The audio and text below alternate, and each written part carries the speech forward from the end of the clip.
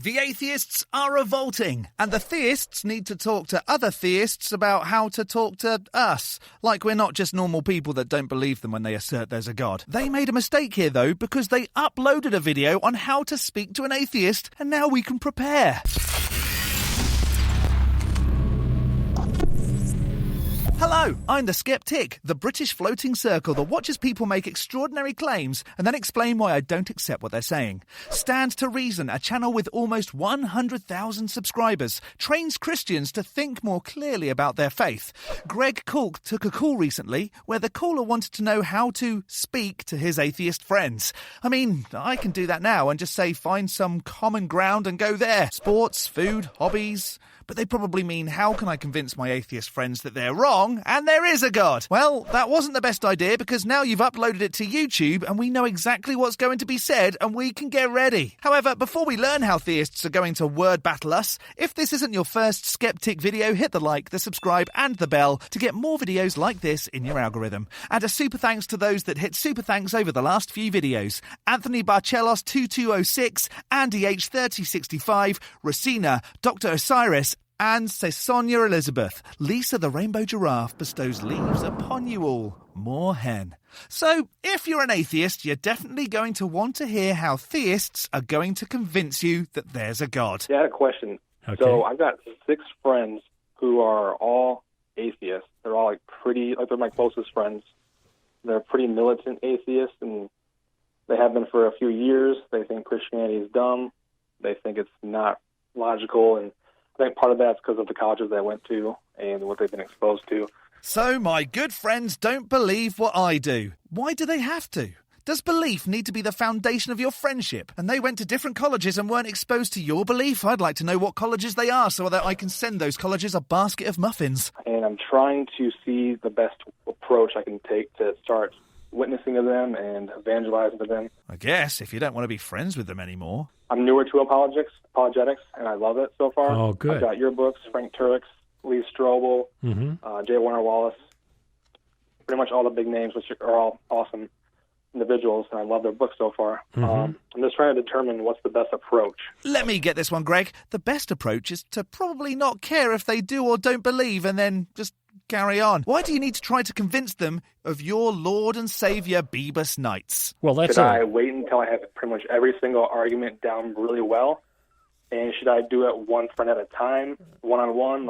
I'm not sure where to start. Okay, those are all great questions. First of all, I tip my hat to you. You have a bunch of atheist friends. You have what do they call it, a target-rich environment there, and so that's great. Why should it matter? Why are theists so upset that we don't believe what they do and see us as targets to convert? I'm not entirely sure that someone who doesn't believe in a God wakes up and says, I'm going to go and tell my theist friends that they have a ridiculous and unfounded belief in a supernatural deity that doesn't exist.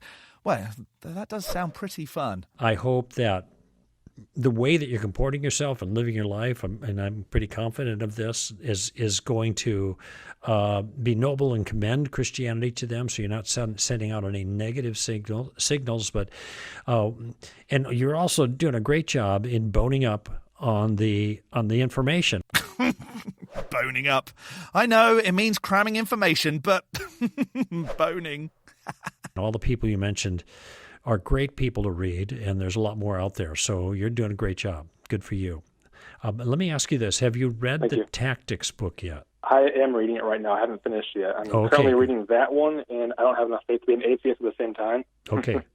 No, dynamite. Through it, yeah. Because what I'm going to be suggesting to you is a tactical approach, okay? Oh, sneaky. I wonder how this is going to work. Let me take notes. And this is always the best way to start any conversation with people who are hostile in terms of their ideology. Saying ideology instead of ideology to make non-believers sound like they're idiots, huh? Yeah. They may be very nice to you, but and as friends, but still their ideas are hostile, okay? And to your ideas, or they are hostile to your ideas, whatever. What's hostile about saying, I don't believe your claim? And that, there's a tremendous amount of safety in questions. And this specific challenge, when atheists say that Christians are stupid or it's irrational, this is one that I've faced before. And there's a very simple question to ask at this point. And maybe you have asked it and they've responded. I'd like to hear what they had to say. But lots of people who are atheists think that the atheists are the smart guys. I'm a self-proclaimed dumbass, so... In fact, one famous atheist, Daniel Dennett, refers to atheists as the brights. Like the brights, the smart people, right? It's kind of self-serving, it seems to me. And the religious people are the dim bulbs, kind of thing. All right. Guess I can kind of see why someone would say that. But I can only see it because there's enough light from the bright bulbs. I'm kidding. Fine. Tell me, this is the question I would ask, what is dumb or irrational about Christianity? That you accept a proposition without evidence for it. That's literally it. What is dumb or irrational about Christianity? And now you want specifics. I mean, that's pretty specific. You want them to spell it out. And this is just an example of the first Columbo question. What do you mean by that? It's just a variation. That's it. Oh, short conversation. Okay. So if you were to say to your friends, Ross, what is stupid, I guess is the word they use. Oh, they use the S word. Oh, naughty, naughty. What is stupid about Christianity? What do you think they'd say? They'd probably just say, oh, look at all the evil in the world. There are a few reactions to that question. Look at the evil. How do you know your God is the right one? Or a couple, but I stand by my initial reaction. Like God can't, or a man can't walk on water. Just kind of the typical slogan-y atheistic responses, basically. Okay, let's just take one at a time. Okay. According to the Christian worldview, it's a magical world. Ha! No, Sherlock. And since magic is an extraordinary claim, it requires huge evidence to back it up. Okay. If God exists, if there is a God, wouldn't something like that be possible? Walking on water? Yes. I don't know. Street magicians have been walking on water for years, and it doesn't appear that a God was involved. Oh, yeah, of course it would be possible. Okay, so the real question is whether there's a God or not. Congratulations! I mean, I said that already, but whatever. Okay, so now what you've done is you've deflected, parried, that was the word I was looking for with the other caller, with the sword. You parry the condescension. Oh, people walk on water. Nobody can do that. But people walking on water isn't proof of the existence of a god. Just ask popular British magician Dynamo. So you've parried into the more important question anyway. This seems a little weird. If you can demonstrate a god exists, the water walking is irrelevant. Well, no, not in your world, but in God's world, yes, they could. Okay, now the question is, which world is the true world? No, the question is, does the God exist? Why would you try to demonstrate whether or not there's real magic in the world when you should just prove a God? So now you've moved it to a different discussion that's more fruitful, whether or not God exists. It's not really what you said, but okay. Okay, so you've moved the issue to something substantive, okay? Now, they also raise the issue about the question of evil. Wait, you didn't go on to prove that God exists? You'd save a hell of a lot of trouble here if you did. Okay. Now, I've just been working on this the last few days in this book I'm writing. So the question, now here's the question. They think the problem of evil is a problem for Christians. It is not. It's a problem for the atheist, and I'll see if I can show you this very quickly. I think the problem is presented as, if there was a God, why does it allow evil?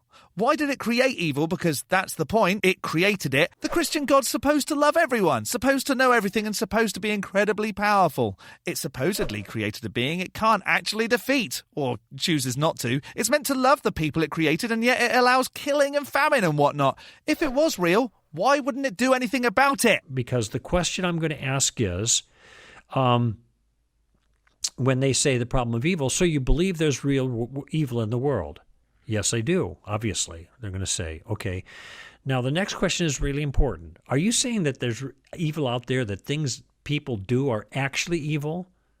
Or are you just saying there are things that you don't like?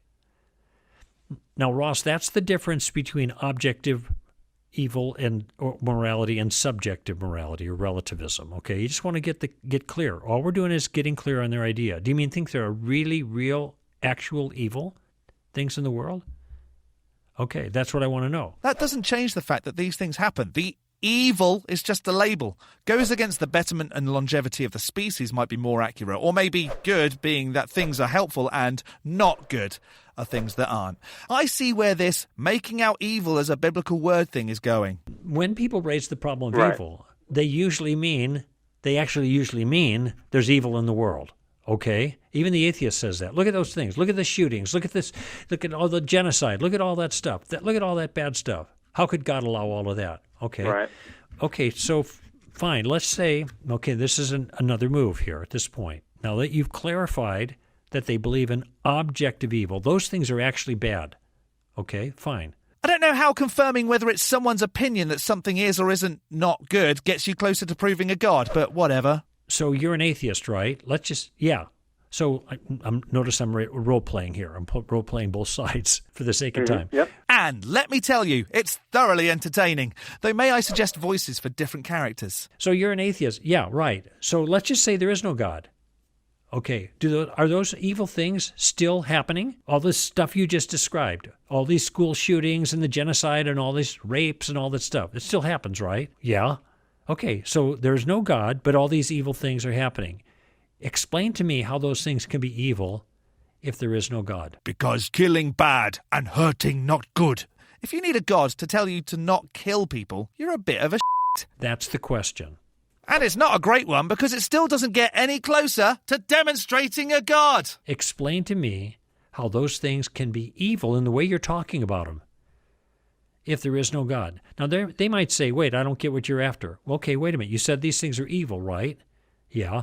That means they broke a rule. Oh, here it comes. Is this who makes the rules? Duh, Lisa the Rainbow Giraffe Leaf be upon her does. She says not to hurt other people she pooped out because we all know how satisfying a good poop is. Why would you destroy that hard and satisfying work? Sorry, I got sidetracked. Who makes the rules has to be coming, right? They shouldn't have done what they did. There's some rule of goodness that they didn't abide by. They broke a law. That's what it means to be evil, right? Yes. Okay, so you're an atheist. Tell me where those laws come from. Yep. Jeez. Straight out of the Theist terrible argument textbook. Listen, if I went out to dead other people, that would mean I'm okay with other people trying to dead me. If I was okay with doing the not good, then that would mean I would be okay with the not good happening to me. No book or imaginary janitor in the sky needs to tell me that. I'm smart enough to work that out on my own. And I'm pretty dumb. I'm trying to make sense of your worldview. Now, notice, Ross, what I'm doing here, now I'm shifting the burden from the Christian worldview. Because in our worldview, we can make sense of evil. It's a broken world. Evil is when people disobey God. A God you still haven't demonstrated. That's just you coming up with a lazy explanation for things. Now, why he allows that's a question that can be answered. That's a separate issue. Jeez, I reckon at this rate, Ross is going to become an atheist. The point I'm making is evil makes sense in our worldview. Instead of making it make sense because of a God you can't demonstrate, work to stopping it because this is the only demonstrable life we get. Our whole story is about the problem of evil and how it gets solved. Doesn't get solved very well if it still exists. But what about his worldview? So they're saying that Christianity is stupid, irrational because of the problem of evil, but the problem of evil makes sense in our world.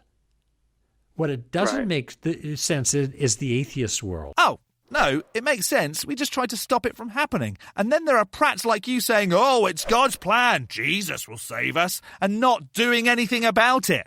And this is why on this issue, I'm asking the question in this particular way, okay? I'm asking the question, okay, let's just say you're right, there is no God, but those things still happen, right? And they're still evil, right? Okay, so tell me, where are you getting your standard that judges those things as evil? Well-being, mine and others, and wanting to live for as long as possible. If evil things prevent that, then I no like them. Where does that come from? Now, there's the problem they're going to face is there is no answer. I know what many of them will say. Well then, that is an answer. It's just not an answer you like. Many of them are going to say, well, we evolved these ideas. I think at this point, it might be worth just talking to an atheist, buddy, because you're getting it all wrong. But when they tell me they evolved the ideas, I have another question, because I know they just made a mistake. And this is what it labored painfully to make clear in the book, and hopefully when it comes out next year, it'll be clear to people who read it. The question is, then I'm going to say, well, wait a minute. I thought you said there's evil out there in the world. I hope his book doesn't jump around this much. Those things are actually evil. Yes. How can evolution make some act evil in itself? That's the question. I don't know. When you make up a scenario, make up a fake answer, and then make up a stupid follow-up question, you're probably not going to get the answers you want. Evolution doesn't make things happen. Things happen, and then the things that are the reason those things happen get passed on because of advantage. See, all evolution can do is make me believe they're evil, but that's all it is. It's just my belief, so that I can get my genes into the next generation or something like that. At least your made-up person's belief isn't supernatural. They just want to not kill, not be killed, have sex and procreate. But biology can't make anything bad. It can only make us believe things are bad for some evolutionary purpose. So it turns out that all evolution can do is a relativistic morality, and internal morality. It can't make the outside things bad. These are the kinds of questions that I'm going to press my atheist friends on, who, when I ask them what's stupid about Christianity, what's irrational about believing in God, and they say things like that, I say, okay, you help me to understand how you make sense of the evil you're complaining about, given your atheistic materialism. And none of that matters because they just don't believe in a God. And we can go all the way to the start of the video and say that the real reason you think Christianity is stupid is because you believe in something that has never been demonstrated. So, it would appear that atheists, militant or otherwise, don't really have anything to worry about with Greg here. And Ross's 5 or 6 atheist friends probably keep him around for the lols more than anything. Or at least they will do now if he goes in with all that. What do you think? Convinced this conversation will convert atheists? I'm not, so I'll skeptic this as another week safe from a brainwashing. A big thank you to this month's top-level ticks on Patreon: Addy Rockart, the Enixes, Elizabeth, Jakari, and the absolute lunatics Jimmy and Travis, as well as all the $3 base ticks. You can become a supporter on Patreon too at patreon.com/theskeptic. The link is in the description, along with links to all my other socials. Don't forget to hit the like button and subscribe if you haven't already. From me, the Skeptic, stay safe, keep thinking logically, and ask questions. Skepticism is the first step towards truth. See you next Saturday.